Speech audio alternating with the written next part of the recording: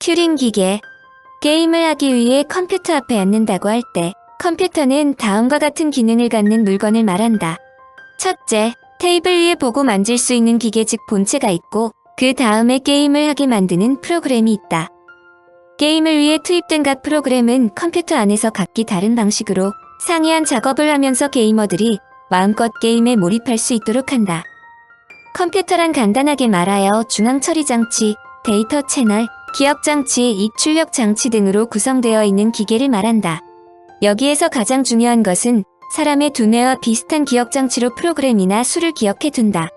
컴퓨터가 가능한 한 많이 기억할 수 있고 또 읽는 속도가 빨라질수록 효용성이 높으므로 소형이면서도 기억 용량이 높은 컴퓨터를 개발하려는 것도 이 때문이다. 튜링은 인간의 기능을 기계가 분담할 수 있는데 그 당시에 보편화된 자동화 기계가 아니라 인간과 같은 두뇌 기능도 기계가 할 수 있다고 생각했다. 그러므로 그는 먼저 인간의 정신과 지능을 생각하고 그 다음에 기계가 행할 수 있는 모든 작업을 생각한 다음 그러한 모든 일을 하나의 기계가 행하려면 어떻게 해야 하는가를 생각했다. 튜링의 기계가 인간의 두뇌 역할을 하기 위해서는 우선 수학적인 체계로 정보를 이해할 수 있어야 한다고 생각했다. 튜링이 고안한 기계는 실제로 조립되어야 할 기계가 아니라 사고 속에서의 기계였다. 튜링은 모든 수학적 작업을 논리적 연산의 작은 원자들로 분해하고 그것을 수행하도록 한다면 인간의 두뇌처럼 움직일 수 있다고 생각했다. 놀랍게도 그는 자신이 생각한 기계를 실제로 만들 수 있다는 것을 깨달았고 그러한 기계를 만드는 데 투입했다. 튜링이 제시한 원리를 앤드루 후지즈는 다음과 같이 설명했다. 우선 부호가 기록될 종이 테이프가 있다. 그런 다음에 한 번에 한 개의 부호만을 볼 수 있는 기계가 있다. 기계는 정해진 수만큼의 여러 상태 중에서 한 상태에만 놓일 수 있다. 기계가 무엇을 행하는가, 어떻게 작동하는가는 전적으로 그것이 어떤 상태에 놓여 있는가와 그것이 보는 부호에 달려 있다. 기계가 할 수 있는 것은 테이프의 한 곳에서 우측이나 좌측으로 움직이고 테이프의 하나의 부호를 쓰며 한 상태에서 다른 지정된 상태로 옮겨가는 것뿐이다. 이러한 기계를 튜링 기계라고 부른다. 각 기계는 각 상태에서 어떻게 행동할 것인지 그리고 어떤 부호를 보아야 하는지에 대한 결정적인 규칙을 가진다. 튜링 기계가 어떤 부호를 보았을 때 각 단계에서 어떻게 해야 할지를 알려주는 행동표를 가지도록 규정해주면 인간은 기계에 대한 모든 것을 알 수 있게 된다. 즉 명확한 방법이라고 부를 수 있는 모든 것을 하나의 튜링 기계로 생각할 수 있다는 것이다. 그러나 튜링 기계의 중요성은 기계를 사용하는 사람들이 모든 단계에서 그 다음에 무엇이 행해져야 할지에 대해 완벽한 메모를 남길 수 있으며 그 일을 다른 사람에게 인계할 수 있다는 점이다. 이러한 명확한 방법의 정의는 수리논리학에서 중요한 위치를 차지하는데 놀랍게도 튜링의 아이디어는 1936년에 쓰여진 것으로 그의 나이 겨우 24살 때라는 것을 앞에서 이야기했다. 튜링 기계는 곧바로 보편 기계라는 아이디어를 창출했다.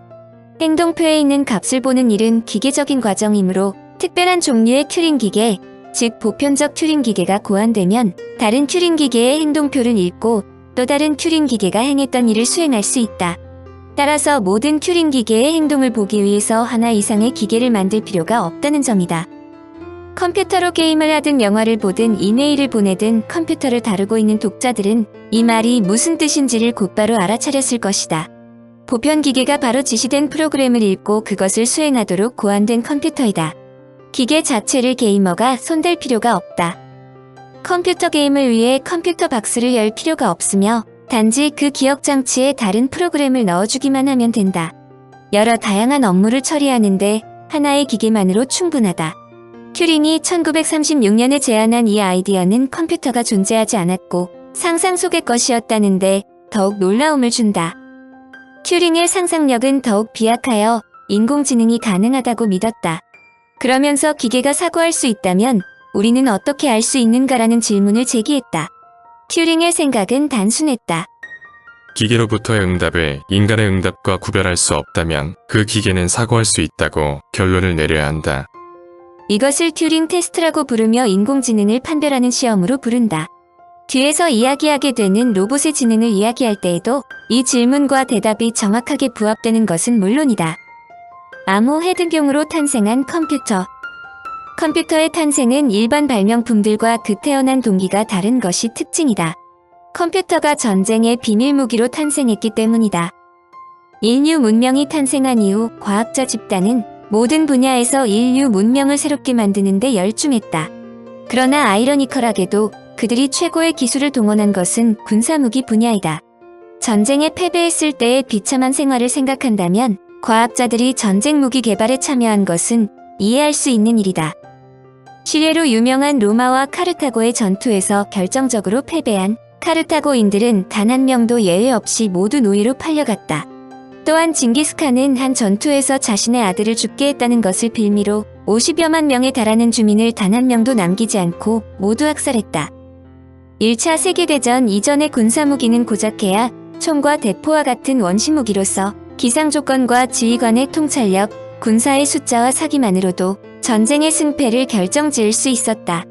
그러나 제1차 세계대전 중에 비행기와 탱크가 등장하고 곧이어 발발한 제2차 세계대전에서 최첨단 탱크, 항공모함, 잠수함은 물론 고성능 전투기가 개발되면서 전쟁의 형태는 변화하기 시작했다. 특히 제2차 세계대전 중에 등장한 무전기와 레이더, 원자폭탄 등은 전쟁의 형태를 근본적으로 바꿔놓았다. 이 목적에 부합되게 발명된 것 중에 하나가 컴퓨터이다.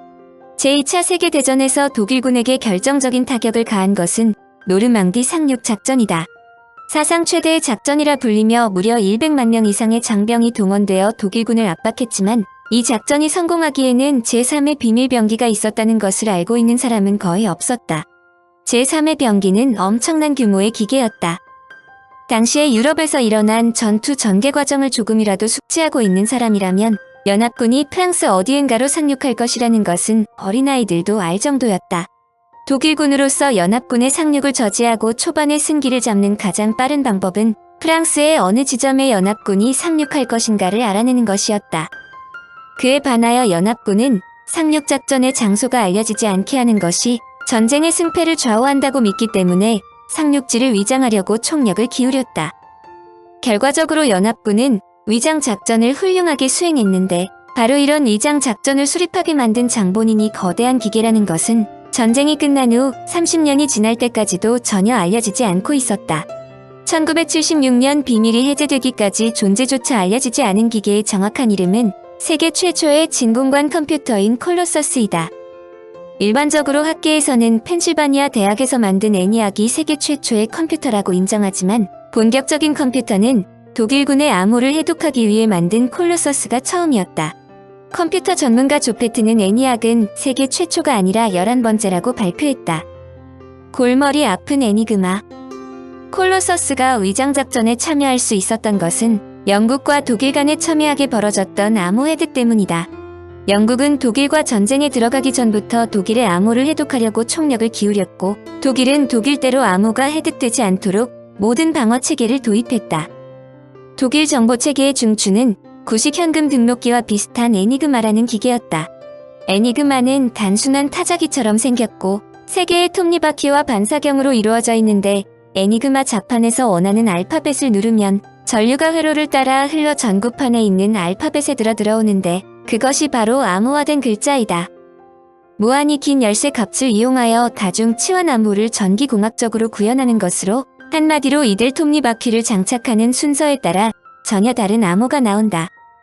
또 톱니바퀴 둘레의 알파벳을 나열하는 방법에 따라서도 완전히 다른 암호가 나오는 데다 반사경을 이용하여 두 알파벳을 바꾸면 모두 24의 1898경 3437조 6697억 1091만 2000가지 경우가 가능하다고 박부성은 천재들의 수학 노트에서 적었다. 애니그마는 독일 엔지니어 슐비우스가 발명한 전기기계식 회전자 암호기계로 톱니바퀴를 5개까지 늘려 경우의 수는 더욱 크게 만들었고 후에는 더욱 복잡해져 8개까지 늘어난다. 독일은 이 무수한 경우 가운데 몇 가지를 골라 암호책을 만들어 각지에 배포했다. 이 책자는 그날 사용할 애니그마의 상태를 기록했으므로 한 달간 인류했다. 전쟁의 막바지에는 8시간마다 바꾸어 쓰게 했다. 그러므로 독일은 자신들이 만든 기계의 성능이 얼마나 완벽한지 인간이라면 자신들이 만든 암호를 풀 수 없다고 자신했으므로 애니그마로 만들어지는 암호를 모든 분야에 사용했다. 세계 각지로부터 본국으로 보고되는 비밀 문서 전송이나 군 작전 통신 등에도 거리낌 없이 애니그마를 이용했다. 애니그마에도 단점이 있었다.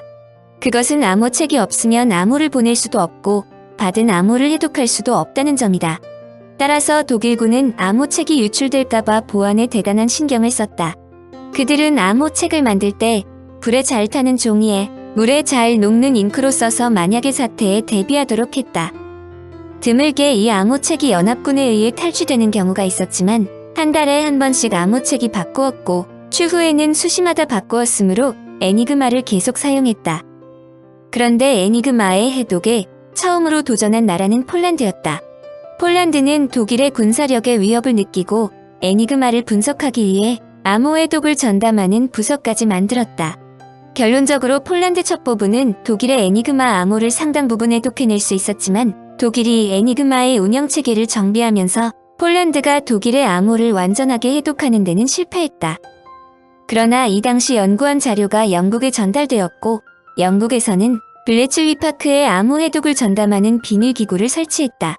암호명 울트라인 이 비밀기구에는 여러 수학의 달인들이 포함되었는데 이 중에는 튜링도 있었다. 적군이 사용하는 암호 해독의 중요성은 말할 필요도 없었다.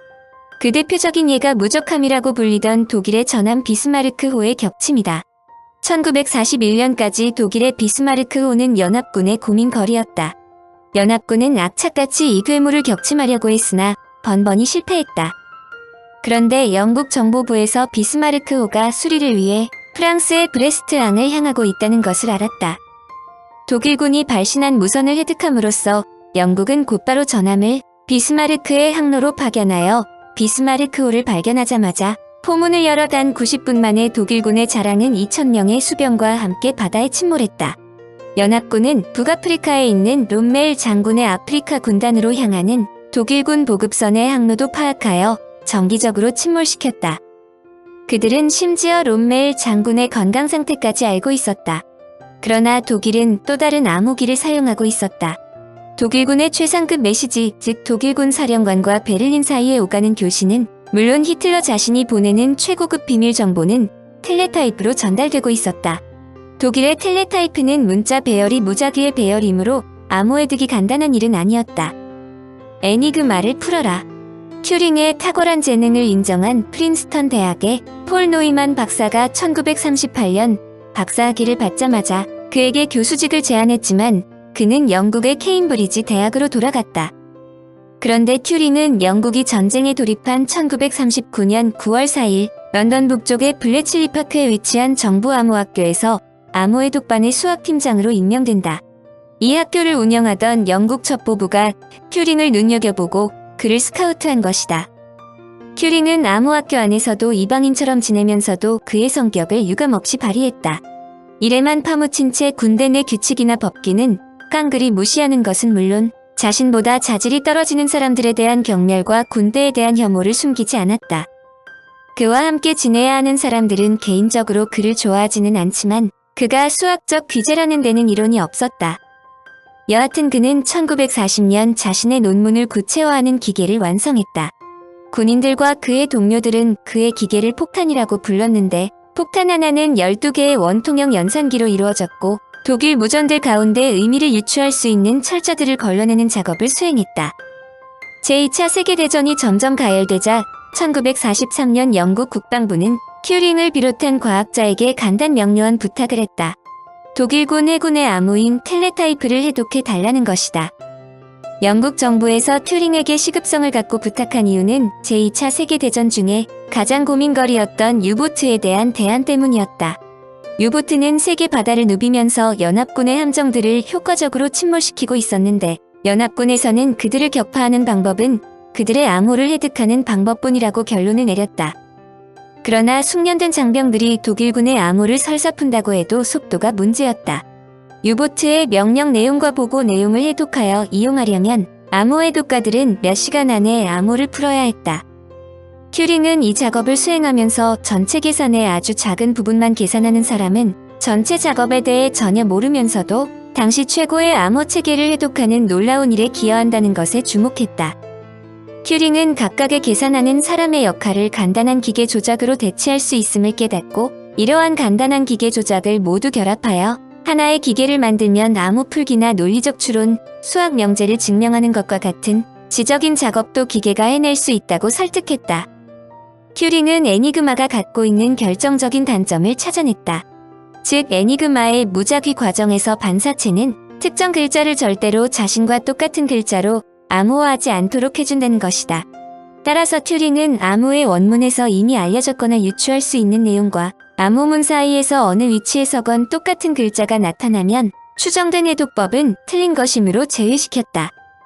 그는 이른바 개연성 있는 문장 공략법이라는 방법으로 에니그마가 생성한 거대한 경우의 수를 줄여나갈 수 있다는 것을 발견한 것이다. 그리고 확률을 사용하여 암호 해독 과정에서 모든 가능성의 시도를 최적화하는 통계학적 방법을 적용했다. 위의 설명 자체는 간단하지만 이들 작업을 수작업으로 해결할 수는 없는 일이다. 마침 속도에 대한 영국 국방부의 요구는 전자공학의 도입을 요구했으므로 튜링은 케임브리지 대학교의 수학 교수였던 맥스웰 뉴먼과 함께 당시의 전기기계가 사용했던 전화교환 기술보다 1000배가 빠른 논리적인 연산을 수행할 수 있는 기계인 히스 로빈슨을 제작했다. 1943년 3월과 20일 사이에 독일 잠수함은 무려 108척 총 62만 7천 톤의 선박을 침몰시켰다. 상선을 호송하던 전함들도 38척의 잠수함으로부터 기습 공격을 받아 21척이 파괴되었다. 반면 독일 잠수함은 단 한 척만 피해를 보았다. 그런데 3월 21일 급격한 전세 변화가 일어났다. 독일 잠수함이 격침한 연합국 선박수가 현저하게 줄어든 반면 연합국이 침몰시킨 독일 잠수함의 수는 크게 늘어났기 때문이다. 이것이 결국 히틀러가 대서양에서 벌인 전투에서 패배했다는 것을 의미한다. 이와 같은 전황 변화에 대해 처칠은 그 원인을 정교해진 레이더 시스템, 개선된 어뢰, 미장거리 폭탄의 증강, 그리고 새로운 호송 전술의 구축으로 돌렸다. 처칠의 말이 틀린 것은 아니지만 그는 하루아침에 갑자기 전세가 뒤바뀐 진정한 이유에 대해서는 설명하지 않았다. 결론적으로 말하지만 이 결과는 튜링의 암호 해독반이 결정적인 역할을 했다. 튜링의 기계는 독일군의 이를 암호를 해독하는 시간을 1시간으로 단축시켰고 나중에는 단 몇 분, 다시 말하자면 암호문이 수신되는 즉시 해독할 수 있었다. 고지어 튜링은 당시에 전자교환기를 제작하고 있던 플라워스와 함께 공동으로 1943년 12월 진공관으로 작동되는 전자식 암호해독기 즉 콜로서스 마크 I로 개발했다. 이것이 바로 그 이전의 것과는 완전히 다른 개념의 진정한 컴퓨터이다. 1944년 6월에는 개량된 콜로서스 마크 II가 2400개의 진공관에다 800개의 전자기식 중계기를 덧붙여 운전에 들어갔다. 콜로서스는 그들의 기대에 부응하여 독일이 사용하는 암호들을 성공적으로 해독할 수 있었고 독일의 유보트가 갑자기 연합군의 먹이가 되었음은 물론이다. 튜링이 만든 컴퓨터는 디지털 컴퓨터로 오늘날 컴퓨터가 갖고 있는 모든 기능을 갖고 있다. 이것은 미국 펜실바니아 대학의 모클리와 에커르트가 1943년부터 1946년에 걸쳐 만든 세계 최초의 컴퓨터로 알려진 애니악과는 완전히 구별된다. 콜로서스는 10자리수의 덧셈과 뺄셈은 0.2m초, 곱셈은 3m초, 나눗셈과 곱셈은 20m초에 풀어낼 수 있었다. 이것은 오늘날과 비교해도 아주 훌륭한 속도이다. 콜로서스의 활약으로 영국은 독일의 텔레타이프 암호를 90%가량 해독할 수 있었다. 가장 중요한 것은 노르망디 상륙 작전 즈음하여 독일군의 반격이 어떻게 세워지고 있는지를 속속들이 알고 그 대안을 수시로 세울 수 있었다는 점이다. 독일군은 자신들의 암호가 밝혀지고 있다는 사실을 알지 못하고 전쟁이 끝날 때까지 에니그마와 텔레타이프로 모든 비밀 문건들을 작성했다. 그 모든 정보를 콜로서스가 해독하여 연합군 측에 제공한 것은 물론이다. 컴퓨터처럼 태어나자마자 효용성을 일찍부터 인정받았고 일반 대중들에게 큰 충격을 준 기계는 거의 없다고 볼 수 있다. 1952년 미국 대통령 선거에서 유니빅 컴퓨터는 단지 5에서 7%가 개표된 상황에서 공화당 후보인 드와이트 아이젠하워 장군이 일방적인 승리를 거두었다고 예측했다. 최종 개표 결과 이 당시의 예측은 1% 미만의 오차밖에 나지 않아 텔레비전 시청자들을 경악시켰다. 유니백 컴퓨터는 5,000개의 진공관을 사용했고 메인프레임이라고 불렸다. 초창기의 컴퓨터는 방 한 칸을 모두 차지할 만큼 본체가 컸기 때문에 메인프레임이라고 불렸고 이어 등장한 소형 컴퓨터를 미니컴퓨터로 분류한다. 메인프레임의 정보 처리 능력을 기업에서 좌시할 리 만무이다. 사무실 안에서 서류 작업이 주 업무인 행정 직원들의 생산성을 증대시키기 위해 기업체마다 커다란 메인프레임이 설치된 전산실을 갖추고 업무 전산화 작업에 나섰다. 먼저 복잡한 급여 계산이나 재고 관리 등 사무직 업무를 기계화하였고 경영관리직의 계획 수립에 필요한 데이터를 제공하는 경영정보 시스템을 구축하기 시작했다. 이러한 기업 전산화가 사회의 모든 부분에 확산되기 시작하자 정보혁명은 걷잡을 수 없이 촉진되기 시작한 것이다.